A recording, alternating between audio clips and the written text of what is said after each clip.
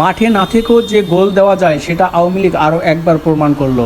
দর্শক, আপনারা জানেন যে কিছুদিন আগে আওয়ামী লীগ থেকে একটি ঘোষণা আসছে যে লকডাউন ডাকা 13 তারিখ। তো সেই আজকে যে 13 তারিখ গেছে, সেই আজকের 13 তারিখে আওয়ামী লীগের ডাকা সেই কর্মসূচি লকডাউন ছিল। তো সেই লকডাউনের পরিস্থিতি আপনারা যদি ঢাকা দেখেন, ঢাকা শহর, আমি এই মুহূর্তে দেখাচ্ছি আপনাদের যে কারওয়ান বাজার থেকে শাহবাগের যে রাস্তা, সেই রাস্তার অবস্থা যদি আপনারা একটু দেখেন বা লক্ষ্য করেন, এখানে কিন্তু কোনো বড় কোনো গাড়ি ঘোড়া নেই এবং যে জ্যামজট যে থাকে প্রতিবার, সেই জ্যামজটের কিন্তু কোনো ফোটার চিহ্ন একদম নেই। থমথমে একটি পরিবেশ।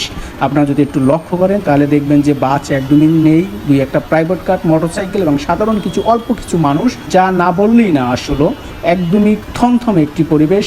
যে ঢাকা শহর, সেই ঢাকা শহরের কিন্তু সেই চিত্র একদম বদলে গেছে। এবং আপনারা যদি লক্ষ্য করেন যে ফাঁক থেকে কারওয়ান বাজারের যে রাস্তাটা, সেই রাস্তাটার দিক যদি একটু লক্ষ্য করেন তাহলে আপনারা দেখবেন যে এই রাস্তায় কিন্তু আসলে কিছু প্রাইভেট কার এবং সিএনজি আপনারা দেখতে পাচ্ছেন, এবং তার সামনে কিন্তু পুলিশের একটি টিম আছে, তারা কিন্তু আসলে পর্যবেক্ষণ করতেছে আসলে নাশকতা বা কোনো খারাপ কোনো পরিস্থিতি হয় কিনা আপনারা দেখতে পাচ্ছেন। সেই আসলে সেটাও কিন্তু এগুলো এই পাশে যে রাস্তাটা আছে সেটাও কিন্তু একদম নর্মাল, সাধারণ, একদম সিম্পলভাবে, কোনো জ্যামজট নাই, বড় গাড়ি ঘোড়া নাই, বাস নাই, কোনো কিছুই আসলে ঠিকমতো নেই। দু একটা সিএনজি, প্রাইভেট কার এবং মোটরসাইকেল ছাড়া কোনো কিচ্ছু নাই। তো আওয়ামী লীগ যে আসলে সেই লকডাউন দেখেছে, ঢাকা লকডাউন, সেই লকডাউনের পরিবেশ যদি আপনি একটুখানি দেখেন যে আসলে এখানে কিন্তু তেমন মানুষজন বা গাড়ি ঘোড়া কিছুই আসলে নাই। এবং অন্যদিকে যদি আপনারা একটু দেখেন যে এই শাহবাগের ছাড়াও যে আমি এখন এই মুহূর্তে আছি বাংলা মোটর, সেই বাংলা মোটরের পরিস্থিতি যদি একটু দেখেন যে বাংলা মোটরের অবস্থাটা আসলে তেমন গাড়ি ঘোড়া নেই, দু একটা রিক্সা, মোটরসাইকেল এবং প্রাইভেট কার, এছাড়া কিন্তু তেমন কিছু নেই বললেই চলে।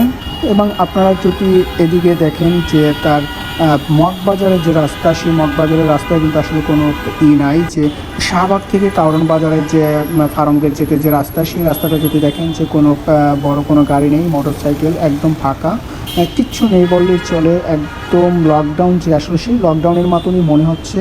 আওয়ামী লীগ যে লকডাউন ডেকেছে 13 তারিখ, সেই লকডাউনের মতনই আসলে ঢাকাকে আজকে মনে হলো। এবং থমথম একটি পরিবেশ, সবার ভিতরে একটি আতঙ্ক বিরাজ করছিল। এবং এদিকে যদি অন্যদিকে যদি দেখেন যে শাহবাগ থেকে যে ফার্মগেট যেতে যে রাস্তা, সেই রাস্তাটি যদি একটু দেখেন যে এখানে একটি বিআরটিসি গাড়ি আমরা দেখতে পাচ্ছি, কিন্তু এছাড়া কিন্তু অন্য কোনো যে লোকাল যে গাড়ি বা বড় কোর্স বা ট্রাক বলেন, এগুলো কিন্তু তেমন একটা আমরা দেখতে পাচ্ছি না। তো আরেকটি একটি লোকাল বাস দেখছি আমরা। তো এরকম আসলে খুব কম, যেগুলো যে সমস্ত বাস আসলে আনফিট, এই ধরনের গাড়িগুলো আসলে দুই একটা পাওয়া যায়। এছাড়া কিন্তু আসলে তেমন মানুষজন থেকে শুরু করে গাড়ি কিছুই আসলে ছিল না আজকে। এই আজকের যে লকডাউন, আওয়ামী লীগ আসলে বিগত 1 বছর পরে কিন্তু এই লকডাউনটি আসলে ডেকেছে। অন্যদিকে যদি মগবাজার থেকে বাংলা মোটর আসার যে রাস্তা, বা বাংলা মোটর থেকে যে মগবাজার যাওয়ার, মগবাজার মালিকবাগ যেতে যে রাস্তাটা, সেটা দেখবেন যে কিছু রিক্সা, অটো এগুলো আসলে চলাচল করতেছে।